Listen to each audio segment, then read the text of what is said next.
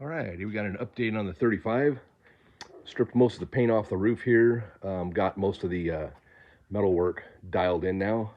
That actually came out really nice. It's going to be very little amount of fill. I'm going to keep body working it, keep metal working it, try to make it as smooth as possible.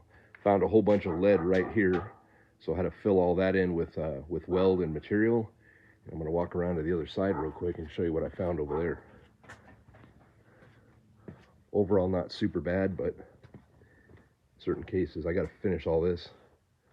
I'm going to cut that out, put a piece of metal in there, and weld it all in. And then this is a mess. So this right here is a pretty nasty dent, and they filled it in with lead. I'm going to go ahead and cut that out and then put some new sheet metal in it and fix it the right way. There you go. Show you what we got going on for the roof next time. Okay, we got some more progress going on the roof. I've got both holes now in the roof for the windshield wipers. You can see you've got some more body work to do. Got everything stripped, all the metal. There was a bunch of lead right here. You can kind of see that it needs some more fill. We're gonna lead that and fill it all in. And the profile of the roof came out absolutely beautiful. We've got very little to fill in there. The rest of it's all stripped. It's looking pretty good. This side, same thing. I had to add a couple patch panels in here, one right here. And again, we're gonna go ahead and fill that with lead, get it all cleaned up. The other thing I wanted to talk to you about is be careful when you buy used cars.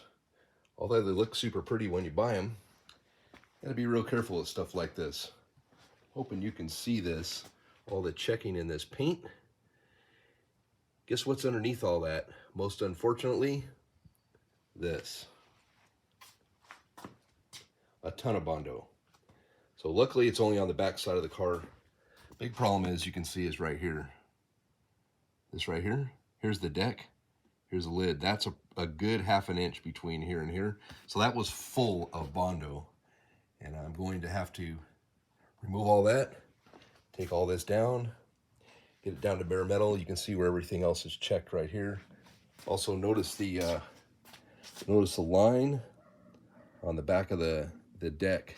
You can see how it goes like this.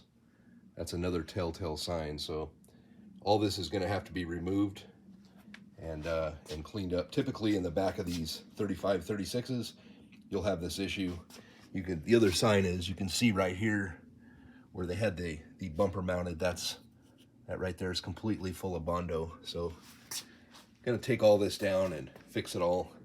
The fenders are fiberglass, so they're not full of Bondo, thank goodness. So basically it's just this back tail, which is typical of these cars. Well, till next time.